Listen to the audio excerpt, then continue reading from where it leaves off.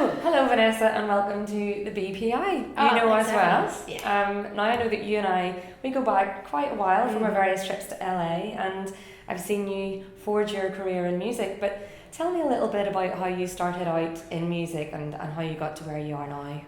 Well, actually, I started as an artist. I've been a touring artist for a long time, and I've kind of found my niche over in Scandinavia. They've been really, really good to me, and I never really wanted to expand that far out of that world, but opportunities started coming along, and I accidentally found out about the sync trade by gate crashing the wrong party in LA a few years ago. Proper music industry, right? Yeah. Totally. And after that, I was working with a lot of artists who didn't have any representation. So I thought, I'm just gonna start a label and see what I can do with that. And it's just kind of grown from there, really. Wow. And Regent Street Records was born? Regent Street Records was born. Why did you call it Regent Street and not Oxford Street, or is it nothing to do with London at all? It's nothing to do with, it's a bit embarrassing. I try and give the impression I was on Regent Street at the time, and I was, but in Birmingham, because that's where I used to live. So Oxford Street was right next door, and I was on Regent Street. It's Sturchley, which is right next to the Cadbury factory in Birmingham. Oh, so it's still nice. Sweet. Yeah, so that's where the name came from. I tried every name I could think of, and it's really hard to find an original label name. I can imagine. So that was quite some time ago, was it? Yeah, no, that was about 5 years ago. 5 years ago. And do you remember who your first signing was back then? Yeah, no, I do. My first signing was a band, I still work with them, called Sylvia. And they're brilliant. They're a three-piece from Birmingham. And again, I'd known them for a long, long time and just been in love with their music and seen them grow and seen them go through different lineup changes and just saw opportunities of how we could do more with them. And so, yeah, they're still with Regent Street. And so recently then you've just signed Saltlake, or you're just about to sign them. Any minute. Tell us about how you came across those guys and what made you sign them? I do love this story. It was at the LA Garden Party. I was chatting to someone there who said, I've got a band who are playing in London next month. I'm going to put you on the guest list. And so, we went to New Cross, and I always love it. I said I was on the guest list at this little tiny pub, and they just turned over a piece of paper and it just said Vanessa. So there's the guest list. So I got there, and then I saw what I thought was the band that I was supposed to see leaving the building. I was only 20 minutes late from the start of the whole thing, and I thought that's a bit weird. So stuck around, saw a couple of acts.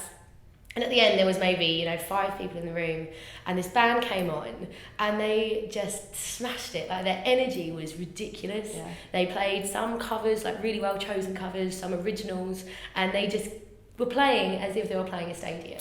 And I thought, I need to find out who these guys are. And it was Saltlake. Brilliant. Yeah, congratulations. I hope that's good for you and for the guys. It's the first time I've ever kind of gone after a band like that, rather than kind of coming organically to Regent Street. So it's been a long journey, but it's been good. Great. So just thinking a bit about the business of music. Things have changed incredibly in the last 10 to 15 years in the industry. Yeah. For you, do you think it's a good time to be in the music business?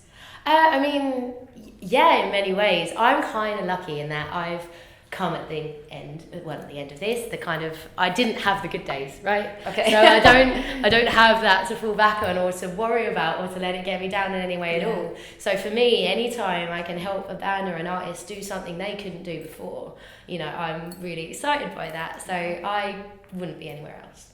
Good.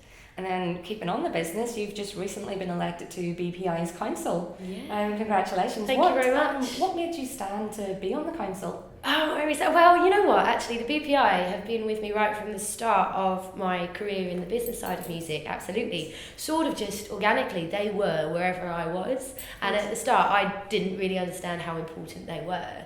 But it's been a real natural home for me. So when the opportunity came up, I wasn't convinced I was going to get elected by any means, and I'm really grateful that I have been. But it feels like a real natural place. It's great to have another woman on the board as well. Yeah, it's fantastic. Yeah.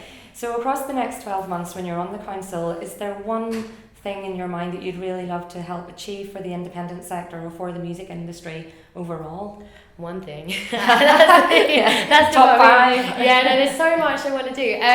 I'm really keen to get the BPI name out, the kind of, not necessarily just grassroots, maybe a couple of steps above that as well, because there's a real ecosystem in music. It's important what happens at every stage, from the big guys to the little guys. We all actually do need each other, And I want the BPI name to be, I mean, they already do a lot of work for the kind of mid-level bands, but I don't think everyone knows that. Yeah. And I think there's a lot of bands and artists who don't realise how much help, and labels of course, that don't know how much support and help they can get. And the more we work together, the more we can achieve. So that's my kind of vision. It's exciting.